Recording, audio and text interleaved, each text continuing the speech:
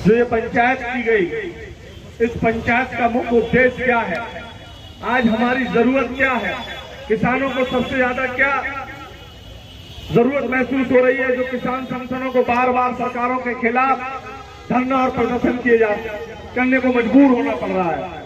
सबसे बड़ी बात मैं बताना चाहता हूं कि जिस तरीके से हम एक एमएलए को चुनते हैं, एक एमपी को चुनते हैं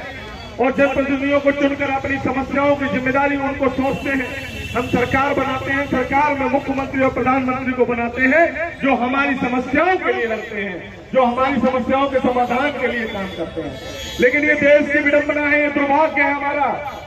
कि आज जो एमएलए एमपी चुनकर जाते हैं वो चुनकर हमें लूटने का काम कर रहे हैं, हमारे खून को चूसने का काम कर रहे हैं। महंगाई दिन पर दिन बढ़ती जा रही है और किसानों की फसल का दाम दिन पर दिन गिरता जा रहा है।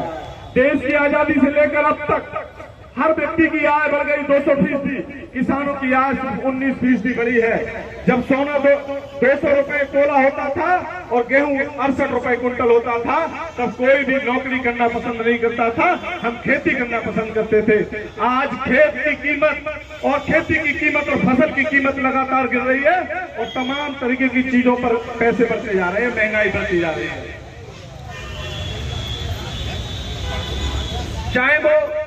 कीटनाशक दवाएं हो, खाद हो, तमाम जो भी सुविधाएं किसानों के लिए मुहैया कराई जाती हैं, उन सब पर महंगाई बढ़ती जा रही है और किसान की फसल का कोई रेट उनको वाजिब दामों पर नहीं मिल रहा। बैंक से हम लोन लेते हैं, बैंक से कर्ज लेते हैं फसल के लिए, फसल के कर्ज में हमारी भूमि को बंधक बना दिया जाता है और हम अपनी भूमि को बंधक बनाने के बाद उसको बेनामी अगर करेंगे तो पहले हमें जमीन को बेचना पड़ेगा और जमीन जब बिकेगी जब पहले बैंक का हम पैसा अदा कर देंगे। इस तरीके से हमें लूटने का काम किया जा रहा है, फसल बीमा के नाम पर लूटा जा रहा है। आज आपको पता होना चाहिए, जिस तरीके से बरसात के मौसमों में फसल का नुकसान होता था तो हमें फसल का मुआवजा मिलता था, हमें सब्सिडी मिल जाती थी। लेकिन कई वर्षों से हम देख रहे हैं कि अब किसानों को उनकी फसल का मुआवजा नहीं मिलता, उनकी नुकसान की भरपाई की कीमत नहीं मिलती, क्योंकि हमारी फसलों का बैंकों द्वारा हमारे बिना बताए एक बीमा कर दिया जाता है, जिसके नाम पर अरबों करोड़ों की लूट सरकार और बीमा कंपनी करती है।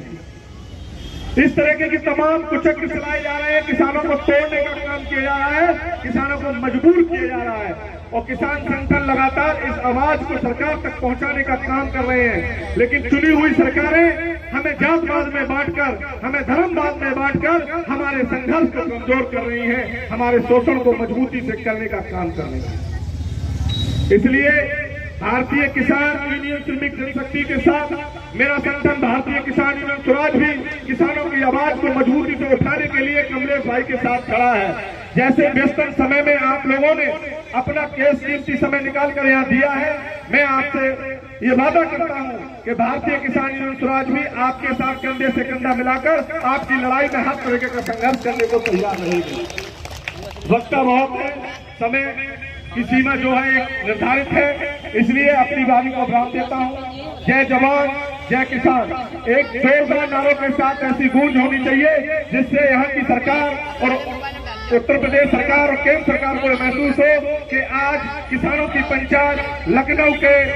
मैदान में हो रही है, लखनऊ के प्रांगण में हो रही है। जय जवान जय किसान, जय जवान जय किसान, जय जवान जय किसान, किसान एकता जिंदाबाद जिंदाबाद।